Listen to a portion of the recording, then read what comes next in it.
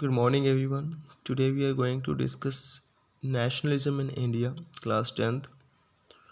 So, we have done Gandhi's non corporation movement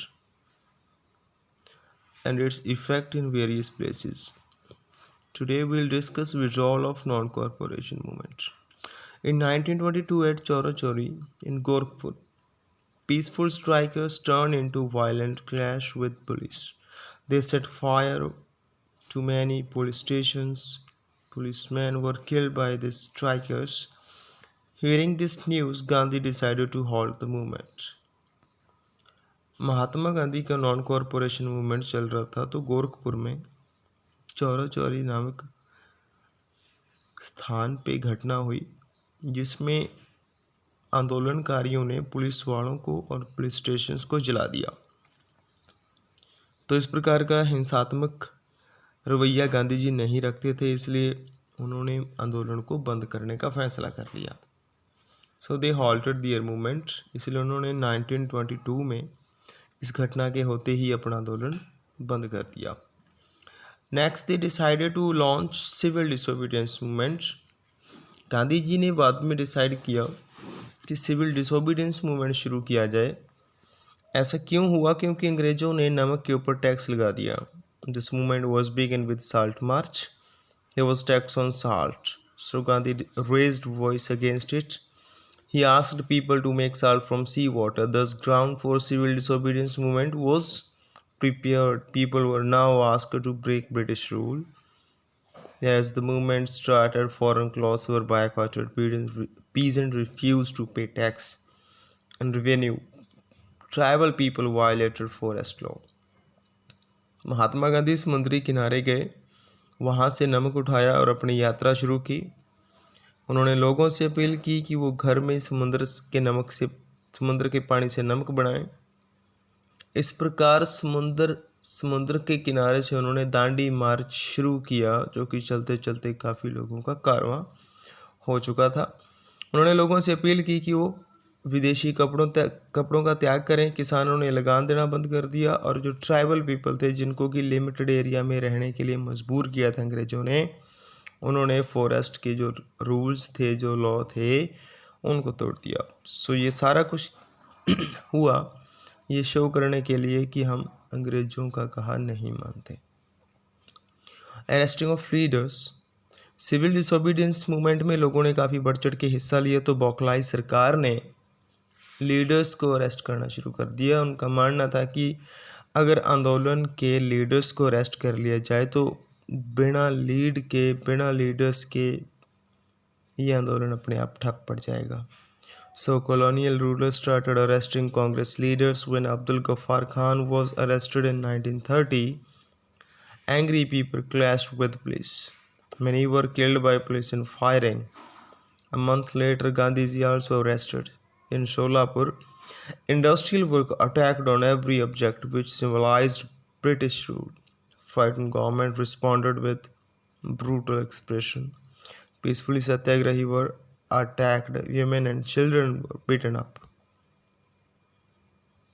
जब leaders को arrest किया गया तो अंग्रेजी सरकार के नुमाइंदे, पुलिस वाले और लोगों के बीच में काफ़ी टकराव हुआ। शोलापुर में इंडस्ट्रियल वर्कर ने जो भी चीज़ अंग्रेज़ों से जुड़ी हुई थी उसके ऊपर अटैक किया।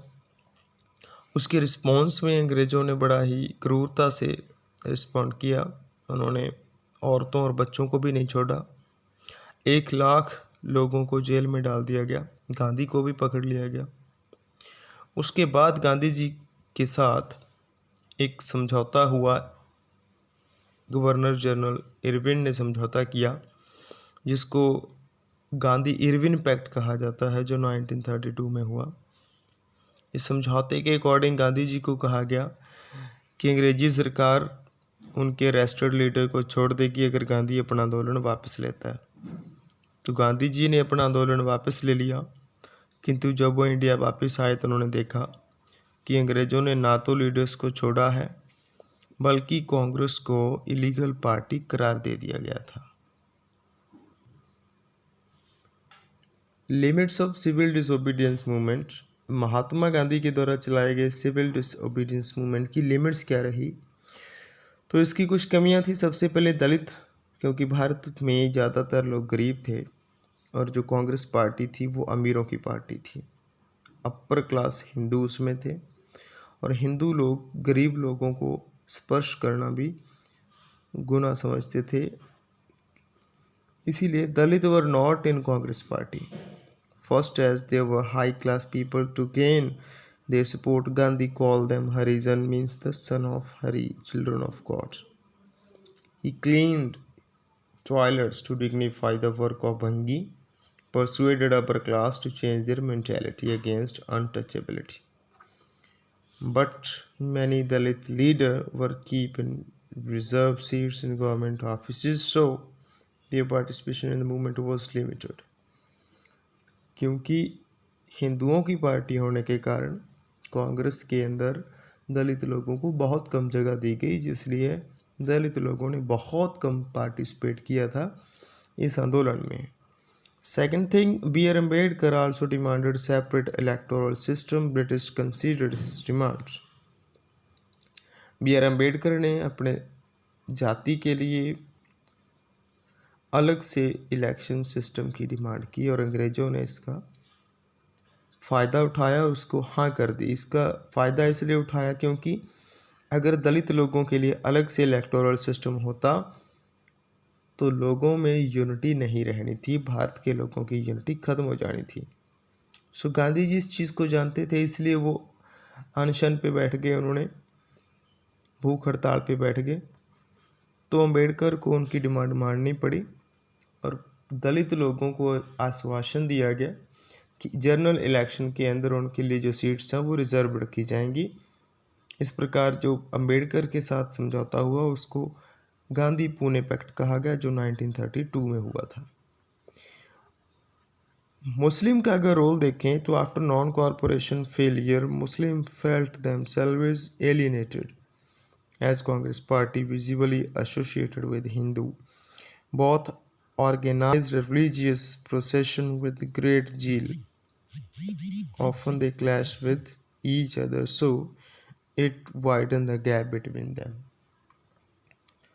कांग्रेस पार्टी के अंदर मुस्लिम लोगों ने बहुत कम सहयोग किया, क्योंकि गांधी का जो नॉन कॉरपोरेशन मूवमेंट था उसकी असफल होते ही मुस्लिम लोगों को लगा कि हम भारत में पराए हैं। उसके बाद उनकी रिलीजियस प्रोसेशन निकालने लगे, वो हिंदू अपनी निकालते थे, मुस्लिम अपनी, तो उनमें गैप बढ़ने लगा। Mohammad Ali Jinnah was willing to give up the demand for separate electorates with assurely of reserved seat in Central Assembly, but Mr. Jaikar from Hindu strongly refused. Mohammad Ali Jinnah चाहता था कि अलग से इलेक्टोरल सिस्टम हो जिससे भारत के टुकड़े हों, जिससे भारत की यूनिटी ख़त्म हो, किंतु मिस्टर जायकर ने मना कर दिया। So that's all about non civil disobedience movement. Next we will discuss end of civil disobedience. Thank you.